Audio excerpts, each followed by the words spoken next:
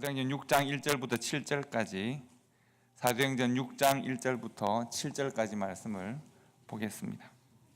우리 함께 교독하고 마지막 절은 같이 읽도록 하겠습니다. 그때 제자가 더 많아졌는데 헬라파 유대인들이 자기의 과부들이 매일의 구제에 빠짐으로 히브리파 사람을 원망하니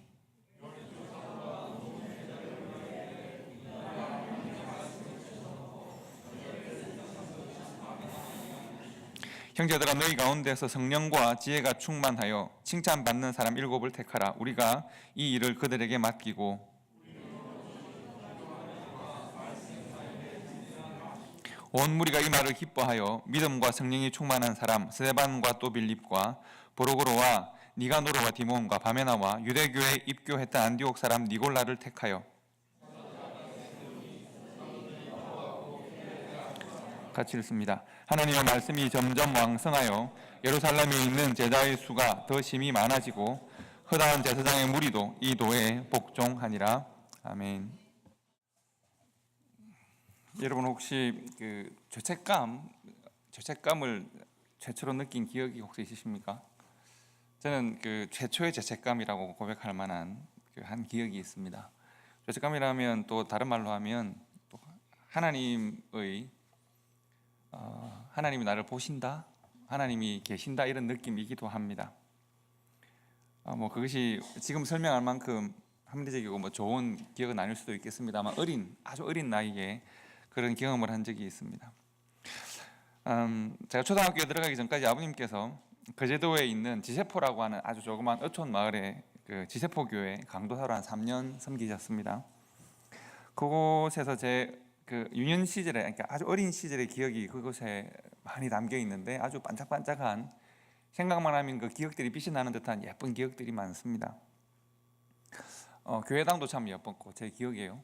그리고 교회당하고 사택이 있고 그 사이에는 딸기가 열리는 딸기밭이 있고 귤이 열리는 그 밭도 있었습니다. 그래서 그 밀감 밑으로 딸기가 있고 했던 기억이 있습니다. 제가 한 30년 지나서 다시 가보니까요, 어릴 때는 그것이 굉장히 넓은 정원이었는데 어른이 돼서 가보니까 손바닥만한 곳이더군요. 어쨌든 그랬습니다. 그리고 그런 곳이 있었고 정원 사택 옆에는 또 우물이 하나 있어서 또 빨래터도 겸한 우물도 있고 또 그 오른쪽에는 탁구대가 하나 놓여져 있는 교육관처럼 쓰는 건물도 하나 있었던 것으로 기억을 합니다. 교회당 건너편에 지금 제가 말씀 준비하다 보니 생각이 난 것이 교회당을 중심으로 사택이 여기 있으면 이쪽 건너편에는 할머님이 한 분 계셨습니다. 지금 우리 권사님들 연세 되신 할머니, 머리 이렇게 뒤에 쪽을 이렇게 지시고 비녀 꽂으신 할머니 한 분 계셨는데 혼자 계신 할머님이신데 소위 말하는 사찰 권사님이셨습니다. 그러니까 관리를 하시는 권사님이시고 늘 청소도 하시고 하는 권사님이신데 제 기억입니다. 하루는 어머님이 일어나니까 제가 주호보다 더 어릴 때, 주호님 그런 나이 때인데 저보고 바구니를 하나 주시더니 권사님 댁에 가서 소금을 넣어두라고 그러셨어요. 그래서 저는 예 하고 소금을 넣어두러 갔지요. 가서 우리가 경상도 촌놈이니까 할머니 이렇게 부르거나 권사님 이렇게 안 부르고 할매요 이렇게 불렀거든요. 할매요. 그래서 우리 엄마가 소금 얻어오라 하던데요. 그랬더니 부엌으로 저를 데리고 가시더니 갑자기 주걱으로 뺨을 빡 때리셨어요. 너무 아파서 울면서 제가 돌아왔어요. 평소에는 너무 천사 같은 할머니셨는데 항상 먹을 것도 주시고 예뻐해 주신 할머니셨는데 그때는 제가 왜 때렸는지를 몰랐죠. 근데 지금은 제가 너무나도 잘 알 것 같아요. 여러분도 잘 아시잖아요. 아마 제 나이가 그런 이유로 뺨을 맞았던 마지막 아마 세대쯤 되는 것 같고요.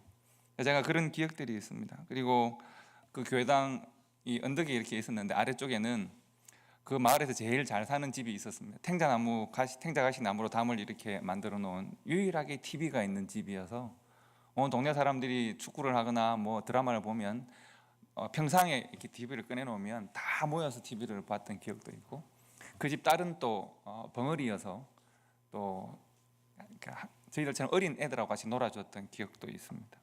교회당 뒤편에는 저수지가 있었는데 제 어릴 때 기억은 그 저수지가 태평양만큼 넓다고 생각했지만 실은 얼마 전에 가보니까 역시 그것도 웅덩이 정도 되는 어쨌든 제 어린 시절의 기억을 따라가면 그렇게 예뻤었던 기억들이 있습니다.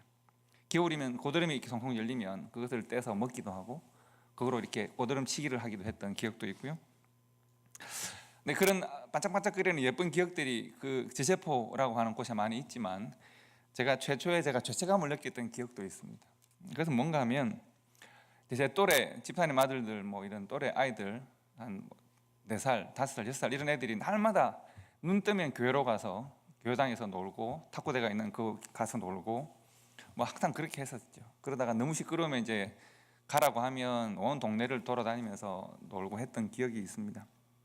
하루는 친구들과 교회당에서 방석 던지고 이런 거 하고 노는데 우와 놀라운 거 하나를 발견을 했어요. 왜냐하면 동전이 떨어져 있는 거예요, 교회당에. 그래서 우와 하고는 서너 명이 누구랄 것도 없이 우르르 달려들어 동전을 다 주웠어요.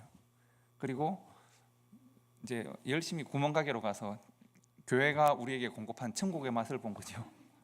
천국의 맛을 느꼈어요. 와 너무 좋고 즐겁고 그래서 잘 사 먹고 잊었죠. 몇 주가 지났는데 하루는 아마 수요일 저녁 때 같은데 어린이 예배를 드리니까 교회를 간다고 갔는데 우리 그 설명 중에 한 명인 동화라고 하는, 동화가 아니고 동화라고 하는 친구가, 이름을 제가 기억하는 친구가 있습니다. 그 친구가 그 어머니한테 그 엄마가 아마 이제 혼자 애를 키우시는 그런 분이셨던 것으로 제가 어렴풋 기억이 나는데 엄마가 동화를 우리 친구들이 다 보는 앞에서 동화 어머니도 우시면서 애를 때리고 계신 거예요. 그래서 무슨 일인가 해서 보니까 동화 어머니가 하시는 말씀이 야 이놈아 도대체 뭐가 되려고 교회에 돈을 훔치냐, 야 이놈아 이 나쁜 놈아 하고 막 때리시는 거예요. 그래서 이게 무슨 일인가 하고 가만히 들어보니까 바로 문제의 그날 동화가 교회당에 떨어진 동전의 맛을 본 거잖아요. 그래서 하필이면 동전 떨어진 데가 실은 그때는 몰랐는데 알고 보니까 교회당 뒤쪽에 보면 성미 놓는 곳이 있고 옛날에는 성미를 다 거뒀죠. 그 성미를 붓는 곳이 있고 그 위에 헌금 봉투를 넣어두는 그 대가 이렇게 있었어요. 아마 그 회개하시는 집사님들이 그걸 하시다가 떨어뜨린 동전 같았어요. 근데 우리는 그냥 교회당이다 하고는 주워서 먹었는데 동화가 그 맛을 보고 난 다음 매일 가서 거기를 점검하다가 더 이상 동전이 떨어져 있지 않잖아요. 그러니까 그날은 수요일 교회 갔다가 헌금 봉투를 탈탈 털어보다가 엄마한테 들킨 거예요. 그래서 엄마한테 엄청나게 이제 맞는 그것을 보면서 나도 며칠 전에 그랬다는 것을 고백을 해야 하나 아니면 모른 척 해야 하나. 근데 동화는 또 맞으면서 우리를 보는 눈빛이 또 니도 같이 했잖아 이런 눈빛으로 보고 있는데 어린 마음에 그게 너무 괴로웠는데 제가 그것을 엄마요 내가 이걸 나도 그렇게 했는데요 라고 말을 하면 그 어머니보다 한 10배쯤 힘이 센 저희 아버지한테 마치 유명을 달리할 것 같은 이런 느낌을 제가 두렵고 겁이 나는데 밝힐 수도 없으면서 친구를 보는 마음이 너무 괴롭고 했던 그 짧은 그 기억이 10년 이상 제 마음에 그대로 무겁게 남아 있었던 기억이 있습니다. 그리고 혹시 제가 만약에 뭐 가다 넘어지면 그때 그것 때문에 내가 넘어졌나 이런 생각을 하고 하나님이 꼭 나를 이렇게 보고 있는 것 같고 그런 느낌으로 계속 제가 성장하는 과정에서 그 느낌을 버리지 못했던 기억이 있습니다. 그때 시간이 지나고 난 다음에 그 엄마한테 내가 말을 해버릴 걸. 그리고 또 우리가 어쩌다가 하다 보니 동전을 주고 그렇게 했다고 말을 해버릴 걸. 나도 그랬다고 말할 걸. 뭐 이런 생각들을 후회하기도 하고 저를 죽여주시옵소서 뭐 이런 같은 걸 해야 하나 뭐 생각도 하고요. 하나님이 언젠가는 나를 벌 줄 거야 이런 생각을 했던 기억이 있습니다. 여러분 얼마 전에 어느 다른 교회를 출석하시는 권사님 한 분이 저한테 뭐 이렇게 만나서 이야기를 하는 중에 이제 해야 될 이야기를 마치고 뭐 이런 여담하는 중에 목사님 어떻게 하다 목사님 되셨냐고 어떤 계기가 되어서 목사가 되기를 결정했냐고 결심을 했냐고 물어보시더군요. 사실 여러분들이 제게 이렇게 물어보셔도 저는 딱히 드릴 말씀이 실은 별로 없습니다. 저는 목회자가 되기로 결심을 대단히 한 적이 없습니다. 왜냐하면 제가 경험했던 교회의 경험의 결과가 제가 지금 여러분 앞에 목회자로 서 있는 겁니다. 저는 교회에서 태어났고 교회에서 그런 과정을 통해서 죄책감도 느끼고 감사도 느끼고 또 수많은 성도들의 사랑을 통해서 성장을 했고 그리고 지금 제가 여러분 앞에 목회자로 서 있는 것은 제 수많은 과거의 경험, 성장하는 과정에서의 수많은 성도들이 제게 심어준 경험의 결과이기 때문에 그렇습니다. 그러니까 저에게 소명을 어떻게 받았습니까? 도대체 언제 어떤 과정을 거쳐서 목사가 되야겠다 빵 결정하셨습니까? 저는 잘 모르겠습니다. 다만 제가 고백할 수 있는 것은 제가 경험했던 교회와 신앙생활의 결과가 지금 여러분 앞에 서 있는 제 모습이다라고는 말할 수 있습니다. 저는 참 감사한 일이라고 생각합니다. 제가 경험했던 신앙생활의 결과, 즉 교회의 결과가 저로 하여금 교회를 섬기는 일을 이렇게 삶으로 살게 하신 것이 참 감사한 일이라고 생각을 하는 거죠. 저는 제가 이런 오늘 말씀을 나누고 이런 고민을 하는 것은 지난 한 주간 좀 제가 마음이 심란해서 그렇습니다. 왜 마음이 심란했냐면 지난주에 우리 하연이가 독일로 떠났죠. 저희 교회에서 자라는 딸인데 하연이가 독일로 가는 과정을 가만히 보면서 과연 이 아이에게 저희 아들보다 더 어린 이 아이에게 교회라는 어떤 의미가 있을까? 이 아이는 우리가 함께 섬겼던 초대교회라는 교회를 어떻게 경험했을까? 라고 생각을 했습니다. 아직 17, 18세밖에 되지 않은, 아직 보호받고 사랑받고 양육을 받아야 될 나이인데 자신의 삶의 중요한 결정을 하고 독일이라는 새로운 환경으로 가서 공부를 하고 미래를 준비해야 되는 이 아이에게 우리 교회가 했어야 될 일과 우리 교회가 한 일, 했어야 될 일과 우리 교회가 한 일, 그리고 우리 교회가 할 일, 할 수 있는 일, 이 아이에게 어떤 교회의 경험을 우리가 줘야 하는 것인가? 교회를 섬기는 목회자로 제가 많이 고민했습니다. 선택하고 이제 독일로 떠나서 교회와 일정 정도의 거리를 둘 수밖에 없는 상황이 되고 어쨌든 그런 고민을 했습니다. 저는 교회가 제게 준 수많은 교회적 신학적 경험의 결과로 교회를 섬기는 목사가 되었습니다. 그리고 이 아이는 과연 우리 교회가 이 아이의 미래에 어떤 결정을 할 수 있도록 우리 교회는 영향을 미치고 있을까? 바라기는 하연이가 정말 최소한 힘들고 어려울 때 다시 돌아와서 쉴 수 있고, 또 너무 힘들다고 말을 할 수도 있고, 힘드니까 저를 도와줄 수 있습니까? 라고 요청할 수도 있는 그런 교회가 되면 좋겠다고 생각을 하고, 혹은 도움을 받거나 혹은 힘들다고 기대어도 그게 부끄럽거나 부담이 되지 않는 그런 기댈 언덕이 되면 좋겠다는 생각을 합니다. 그리고 비단 하연이뿐만 아니라 이 교회에 성장하는 수많은 자녀들에게 과연 우리는 어떤 경험을 자녀들에게 주고 있는지에 대한 고민도 하게 됩니다. 성도 여러분, 우리 흔히들 2세들이 성장해서 교회를 떠나는 이유를 물어보면 그들이 성장하는 과정에서 부모 세대의 교회를 경험했던 것이 그들이 부모의 나이가 되었을 때 교회를 떠나는 이유가 된다고 많이들 이야기합니다. 수많은 이민교회들이 다투고 분열하고 좋지 않은 수많은 이야기들을, 부모 세대의 수많은 그런 이야기들을 가지고 있고, 이 어린 아이들이 자라면서 부모들의 이야기를, 부모들의 행동들을, 부모들을 보면서 이제 그들이 부모들의 나이가 되었을 때 나는 이제 교회를 더 이상 교회에 속하지 않기로 결정을 하게 된다는 것이죠. 그들 마음속에 교회에 대한 그림을 그렇게 확정하는 것이죠. 성장하고 자신이 판단해야 될 시기가 되면 그들이 어린 시기에 경험했던 교회가 그들이 나이가 들면 그 교회를 떠나도록 만든다라고 일반적으로 이야기를 많이 합니다. 그래서 저는 우리의 자녀들에게 현재 우리가 어떤 교회를 경험시키고 있는지에 대한 고민들을 우리가 할 필요가 있다고 생각을 합니다. 어느새 우리가 2018년 12월 첫 주일을 맞이하고 있지 않습니까? 세월 정말 빠르지 않습니까? 2018년의 12월 첫 주일입니다. 하나님께서는 사실 우리 한 사람 한 사람을 예수 믿는 사람으로 세상에 혼자 살도록 버려두지 아니하시고, 우리가 성령 하나님의 도우심과 인도하심과 성도들이 서로를 도와서 함께 든든하게 신앙생활을 해가라고 교회를 허락하셨습니다. 교회는 하나님의 뜻과 하나님의 목적이 함께 있는 곳입니다.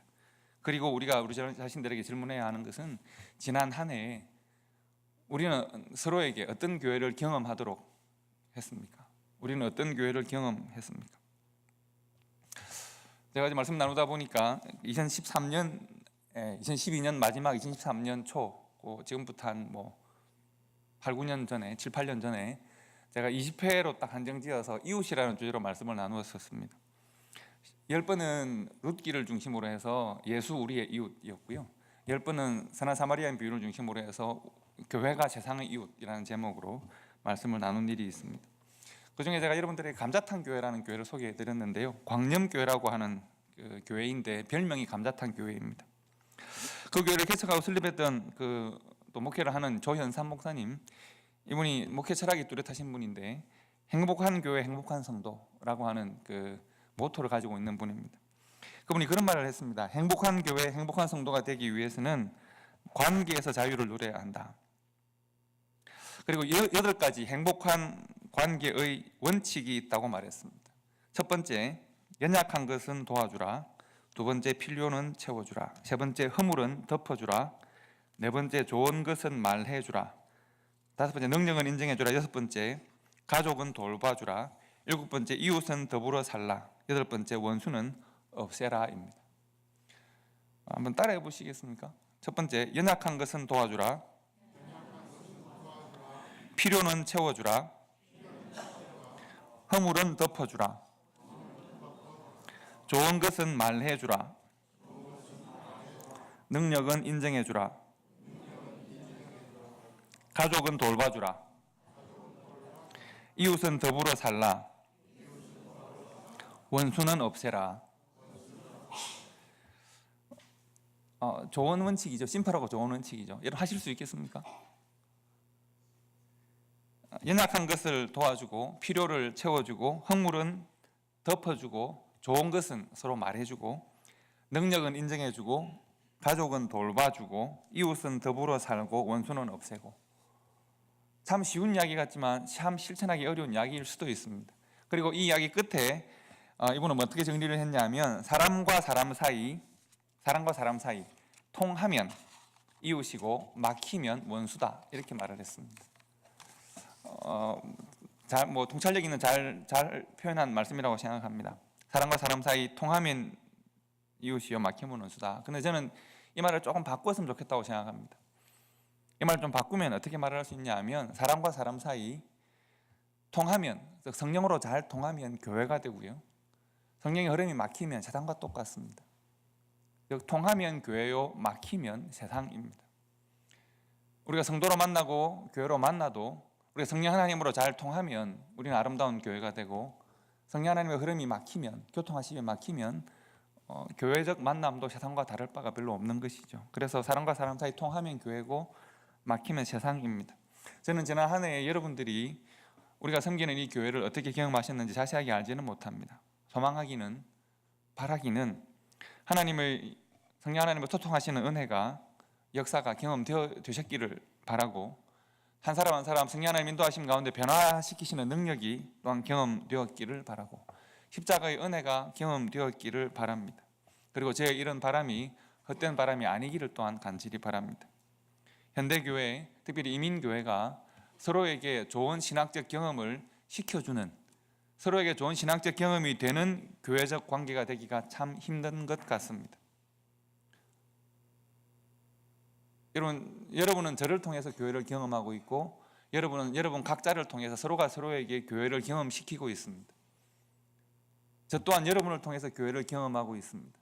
그런데 안타까운 것은 현대 이민교회가 서로에게 좋은 교회적 경험을 축적시켜 주기가 많이 힘들다는 것이죠. 여러분 어떻게 동의하십니까? 서로에게 좋은 경험이 되는, 그래서 소망하건대 우리의 교회됨이, 저와 여러분 각자의 교회됨이 우리 자신들에게 좋은 경험으로 계속 축적되어졌으면 좋겠고, 나아가서 우리 자녀들에게, 우리 다음 세대에게 좋은 경험으로 계속 그들에게 축적이 되어서 그들이 그들의 시대를 살 때 그들이 좀 더 나은 믿음과 좀 더 나은 헌신을 결단하는 좋은 이유가 되면 좋겠습니다. 여러분과 제가 지금 그들에게 경험시켜주는 신앙의 경험과 교회의 경험이 그들이 좀 더 나은 삶을 살 수 있도록, 그들이 좀 더 나은 하나님과의 관계가 될 수 있도록 그들의 믿음과 헌신에 좋은 이유가 되는 그런 시간들이 되면 좋겠다는 이야기입니다.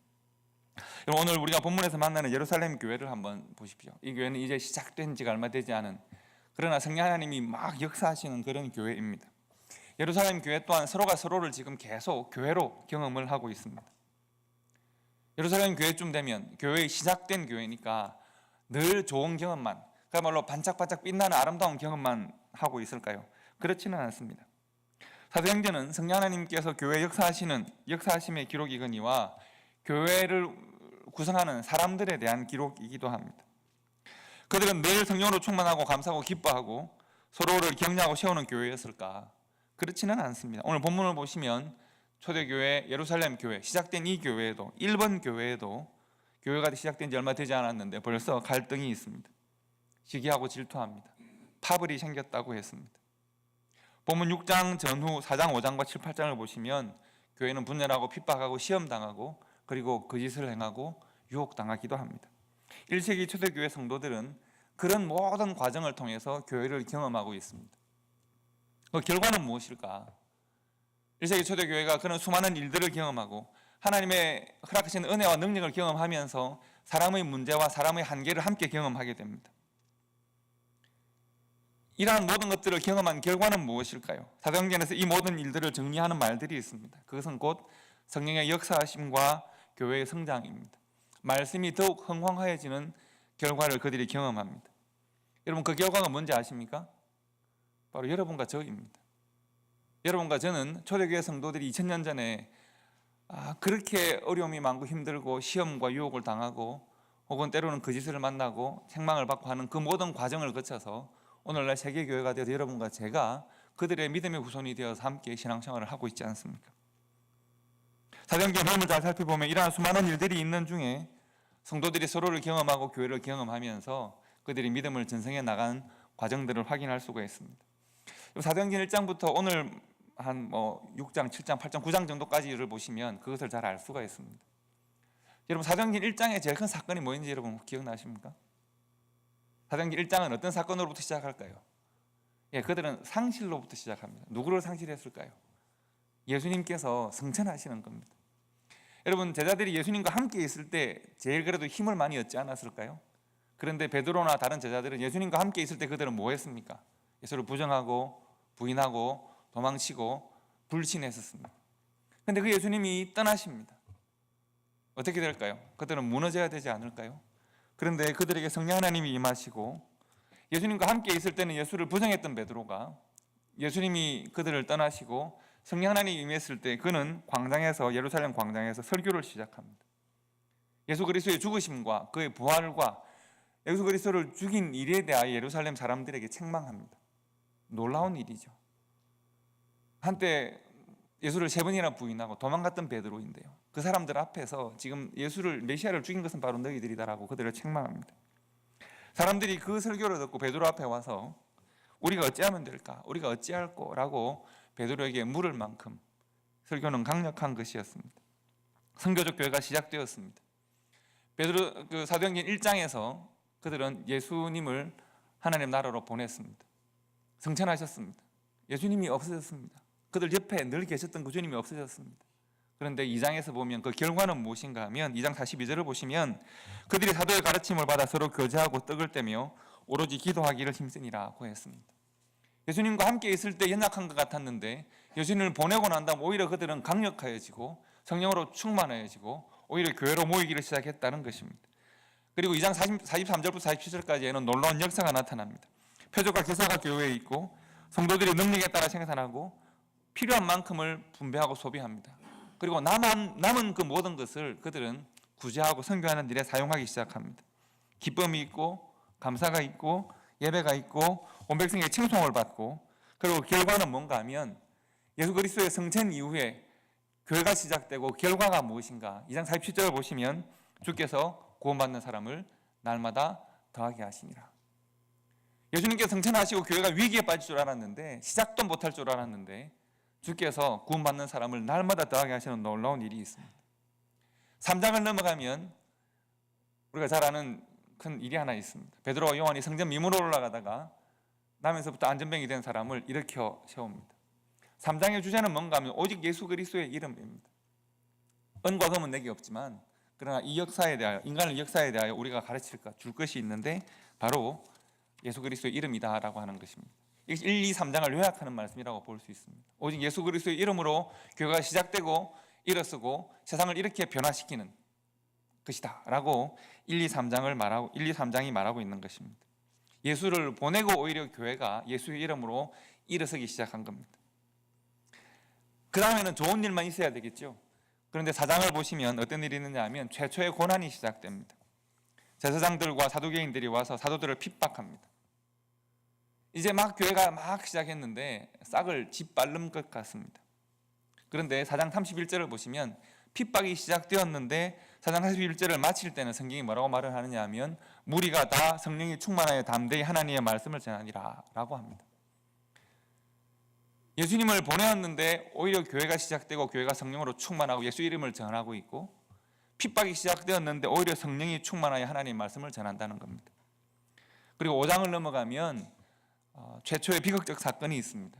5장의 주인공은 누군가 하면 아나니아와 삽비라입니다. 교회에 거짓이 발생한 겁니다. 교회 내부적인 문제가 있습니다. 그들이 성령을 속이려고 했습니다. 그들이 하나님의 영광이 아닌 사람의 영광을 취하려고 했습니다. 그래서 그들은 책망을 받고 죽임을 당합니다. 그것만 끝나는가 하면 교회 내부적으로는 그런 문제가 있어서 스스로 속이는 문제가 있었는데, 교회 외부적으로는 로마와 유대의 핍박이 시작되었습니다. 교회 안에는 문제가 있고 교회 밖에는 핍박이 있습니다.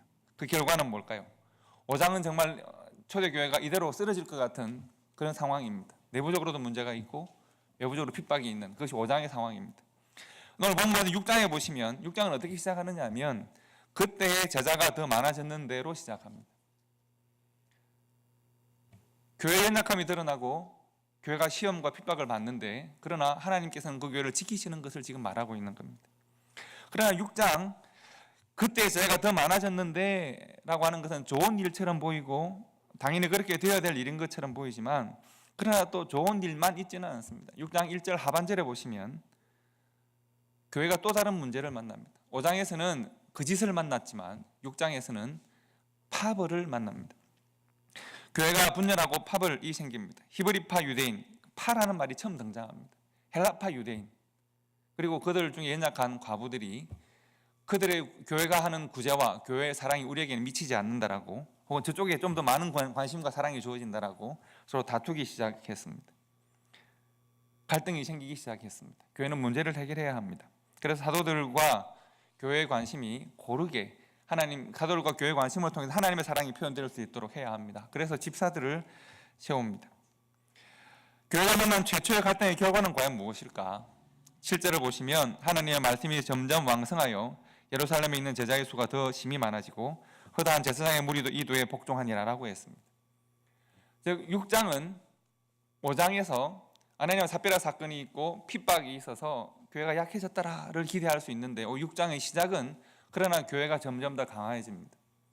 교회가 강해지는 것 같았는데, 그러나 교회 사람들이 많아지다 보니 교회에 분열이 있더라로 6장을 시작하는 거죠. 6장 중간에 그것을 정리하는 하나님의 말씀은 뭔가 하면, 그러나 하나님의 말씀이 왕성하고 예루살렘에 있는 제자의 수가 많아지고 그들을 핍박하던 제사장들조차도 이제 교회의 수가 더해졌다라고 말하는 것입니다. 좋은 일이 있는가 하면, 그러나 부정적인 일이 있고, 그것으로 끝나는가 하면 다시 하나님의 인도하심 가운데 교회가 왕성해지는 일들이 있다는 것이죠. 여러분 7장과 8장을 넘어가시면 여러분 누가 주인공으로 등장하는지 아십니까? 스데반입니다. 7장은 스데반이 등장합니다. 예루살렘에 대대적인 박해가 있습니다. 스데반이 죽습니다. 돌에 맞아서 잔혹하게 죽습니다. 그럼 수많은 사람들이 이 핍박을 피해서 이제 예루살렘 주변으로 흩어집니다. 여러분 예루살렘에서 평생을 태어나고 자라고 살아왔는데, 내가 가지고 있는 신앙 때문에 내가 예루살렘을 떠나야 한다면 나는 그 신앙을 지킬까요? 신앙을 버릴까요? 그리고 내가 예루살렘을 떠나서 다른 지방으로 가서 숨어 살게 됩니다. 그럼 나는 신앙을 지키고 살 수 있을까요? 그런데 8장을 넘어가 보면 핍박의 결과가 8장에서 어떻게 나타나는지를 증가합니다. 8장 4절을 보시면 그 흩어진 사람들이 두루 다니며 복음의 말씀을 전할세라고 합니다. 핍박이 복음의 말씀을 전하는 일로 나타납니다. 그리고 8장 8절을 보시면 그 결과는 뭔가 하면 그 성에 큰 기쁨이 있더라. 7장에서 8장에서 핍박이 발생하고 성도들이 흩어지는 곳곳에서 복음을 전하고, 흩어진 복음을 전하는 그 곳곳에마다 기쁨이 충만했더라는 것입니다. 그리고 9장을 넘어가면 한 사람이 또 주인공으로 등장합니다. 누굴까요? 스데반을 죽인 사울입니다. 사울이 다메섹으로 말 달려갑니다. 왜 그럴까요? 다메섹으로 흩어진 사람들, 성도들을 추적해서 그들을 핍박하게 달려가다가 9장 시작에는 다메섹이 살기가 등등해서 다메섹으로 가서 진멸하러 가더라로 시작하는데, 9장 마지막에 보면 그 사울이 뭐하고 있을까요?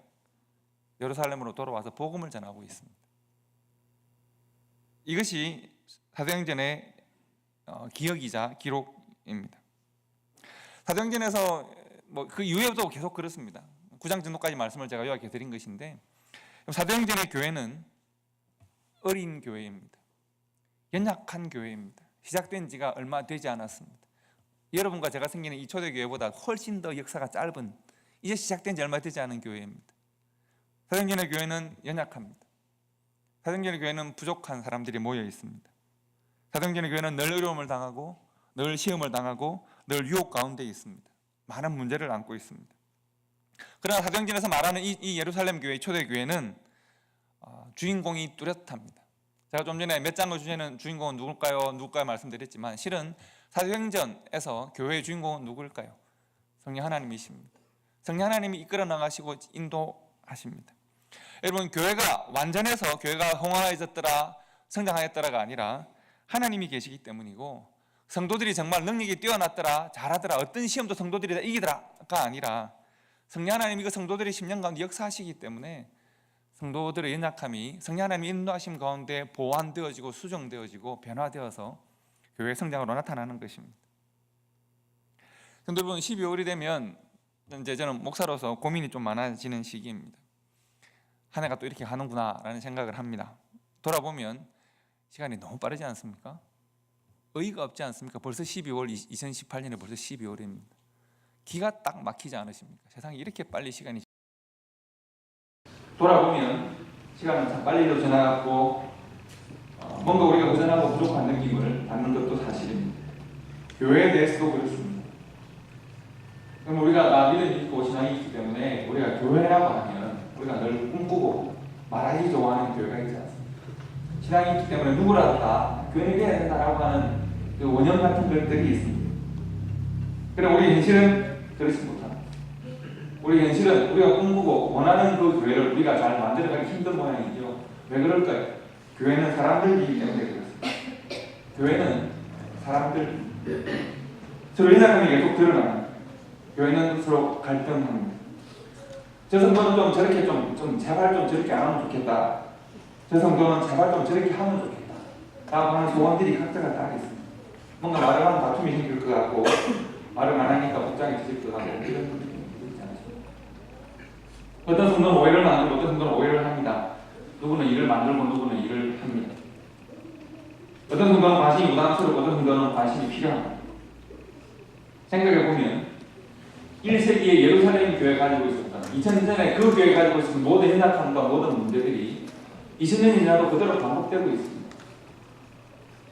두려워하고 시험당하고 유혹당하고 갈등하고 영광을 취하고 싶고 내가 좀 앞서가고 싶은 이 모든 문제들, 이 2000년이 지나서 우리 교회에 그대로 반복되고 있습니다. 왜 그럴까요? 왜 그러냐면 교회는 아까 뭐라고 그랬습니까? 교회는 사람들이기 때문에 그렇습니다. 교회는 사람들이기 때문에, 사람들이 교회이기 때문에 사람의 모든 문제는 교회의 모든 문제로 나타나고 있습니다. 그러므로 소망하기는 여러분들에게 목회자로 부탁드리기는 너무 낙심하거나 실망하지 않으셔도 되겠습니다. 1세기 초대교회에서도 그랬고 2000년 교회의 역사가 증명하는 것이 있기 때문에 그렇습니다. 교회는 사람들이고 그러나 하나님은 그 사람들을 그대로 버리시지는 않으십니다. 사도행전의 각 장마다 증가하고 있는 것은 제가 1장부터 9장까지 이렇게 말씀드렸지만 증가하고 있는 것은 교회는 문제가 있고 교회는 연약하고 교회는 시험 중에 있다는 것입니다. 그러나 각 장마다 성경이 가서 반복하고 있는 것은 그러나 그들 가운데 성령 하나님이 역사하신다는 것입니다. 그러나 하나님이 교회를 지키신다는 것입니다. 교회는 사람들입니다. 그러나 교회는 사람들이 아닙니다.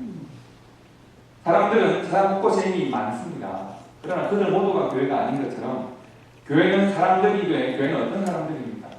교회는 하나님의 역사하심을 인정하는 사람들이고 교회는 하나님의 사람들입니다. 교회의 주인은 그러므로 사람들이 아니라 하나님이신 것입니다. 하나님이 일하시는 곳이 교회입니다. 하나님이 사람들에 대하여 일하시는 곳이 교회입니다. 하나님이 사람들에 대하여 일하시는 관계가 바로 교회입니다. 여러분과 저의 모든 관계에 대하여 하나님이 일하십니다. 그것이 교회입니다. 우리는 교회를 통해서 하나님을 경험하고 하나님의 사람들에 대하여 역사하시는 것을 경험합니다. 그리고 물론 우리는 하나님을 경험하고 또 사람을 함께 경험합니다. 하나님을 경험할 때 우리는 도전을 받고 사람을 경험할 때 낙심하기도 합니다. 그리고 우리는 서로가 서로에게 교회를 경험하게 한 학습의 도구가 되고 있습니다. 저는 말씀드린 대로 여러분에게 교회를 경험하게 하는 학습의 도구가 되고 여러분 또한 제게 그렇고 우리는 서로에게 그렇습니다. 문제는 우리가 무엇을 경험시키는가에 있습니다. 나의 연약함과 나의 부족함과 나의 사람됨을 지속적이고 반복적으로 경험시킬 것인가, 아니면 나를 통하 역사하신 하나님을 경험시키고 학습시킬 것인가에 달려 있습니다. 초대교회 또한 1세기 초대교회 또한 벗어날 수 없던 것은 여러 그들이 그들의 사람됨을 서로에게 경험시켰다는 것입니다. 여러분들이 그 연약함을 경험시켰다는 것입니다. 내게 사랑이 부족하다. 왜 나보다 저를 더 사랑하는가? 내게 은혜가 부족하다. 나를 도와주는 손길이 부족하다라고 불평하는 사람들이 있어 그것은 파벌로 형성되기도 했습니다. 그러나 하나님 그 사도행전을 통해서 우리에게 확증하는 것이 있습니다. 사람들의 연약함, 하나님의 사람들이라고 할지라도 벗어나지 못하는 이 부족함은, 이 문제들은 그 어떤 것이라도 그것이 십자가의 은혜를 넘어서지는 못합니다. 성령 하나님의 도우심의 은혜를 넘어서지는 못합니다. 성령의 역사하심을 넘어서지는 못합니다. 핍박이 있고 박해가 있고 그래서 스데반이 죽고 아나니아가 죽고 삽비라가 죽고 교회 사랑이 없다고 비난하고 파벌이 갈리고 그 수많은 연약함들이 발생했지만, 그러나 말씀이 더욱 강화해지고 제자의 수가 더 많아지고 심지어 그들을 핍박하던 제사장도, 그들을 핍박하여 죽였던 사울도 하나님의 사람이 되어서 교회가 되어서 복음을 전하고 있더라라고 하는 이 사도행전의 기록입니다. 왜 그럴까요? 사람들의 모임이 교회이지만 그러나 그 사람들이 세상 사람들이 아니라 하나님의 사람들이요, 그 사람들이 하나님의 인도하심을 받는 사람들의 모임이기 때문에 교회는 하나님의 주인이시기 때문에 그렇습니다. 근데 여러분, 저는 5살 뭐 그 이전 나이에 죄책감이라는 걸 경험하고, 그리고 하나님 나를 보시지 뭐 이런 것을 경험하면서 또 더불어서 그래도 목회자 다니라고 많이 사랑해 주시고 많이 챙겨 주시고 성도들이 보살펴 주셨던 그 제가 경험했던 교회의 결과가 제가 오늘 교회를 이렇게 섬기는 삶으로 나타나게 된 것을 고백하지 않을 수가 없습니다. 제가 의지를 가지고 목회자가 된 것이 아니라 하나님이 그렇게 인도하셨다고 고백할 수밖에 없습니다. 저의 교회의 경험은 오늘 저의 삶을 인도하는 밑거름이 되었습니다. 바라본데 2018년 여러분들이 어떻게 교회를 경험하셨는지 제가 잘 알지 못합니다. 행복한 경험이셨기를 바랍니다. 하지만 우리의 경험이 교회됨을 결정하지 않습니다. 내가 만족한 경험을 했다고 해서 우리 교회는 정말 좋은 교회였다라고 여러분 생각하시지 마시기 바랍니다. 내가 부족한 경험을 했다고 해서 이렇게 하면 교회는 이러면 안 되라고 생각하지 마시기 바랍니다. 나의 경험을 넘어서는 하나님의 인도하심이 있습니다. 우리는 하나님의 사람들이고 그리고 여전히 부족한 사람들입니다. 우리가 모두 부족함을 채우시는 하나님의 은혜를 탐험하면서 우리가 결심해야 이 연말에 이렇게 지난 한 해를 돌아보면서 나는 과연 2018년에 어떻게 교회를 경험했을까 고민해 보시기를 바라고, 돌이켜서 나는 과연 다른 성도들에게 어떤 교회를 경험시켰을까를 한번 고민해 보시면 좋겠습니다. 나아가서 나는 세상에게 어떤 교회를 경험시켰을까? 나의 성도됨과 나의 교회됨과 나의 믿음은 세상에 대하여 어떤 교회됨으로 내가 나타났을까를 한번 고민해 보시면 좋겠습니다. 그리고 그 새로운 한 해를 준비하면서 하나님, 내가 2018년에는 이러저러한 삶을 살았는데 2019년에는 함께 교회된 성도들에 대하여 내가 참 아름다운 좋은 교회를 경험시킬 수 있는 그런 믿음의 사람, 성장하는 사람 되게 하도록 기도하시고, 우리 다음 세대에 대하여 내가 그들에게 경험시키는 교회됨이 그들의 삶에, 그들이 우리의 나이가 되었을 때 더욱더 하나님 앞에 거룩한 삶을 살아가는 좋은 자양분이 되는 그런 교회됨을 우리 자녀들의 세대에 경험시키게 해달라고 기도하시고, 그리고 나아가서 세상에 대하여서 2019년에는 나의 교회됨이 세상에 대하여 하나님의 복음의 부르심으로 나타날 수 있도록 우리가 기도할 수 있으면 좋겠습니다. 2018년 교회로 살게 하나님께 감사합니다. 2019년에 우리가 함께 교회되어서 서로에게 좋은 모델이 되고 좋은 거울이 되고 좋은 자양분이 되고 함께 하나님 나라를 나아가는 성도가 되고 교회가 되시기를 주님의 이름으로 축복합니다. 기도하겠습니다.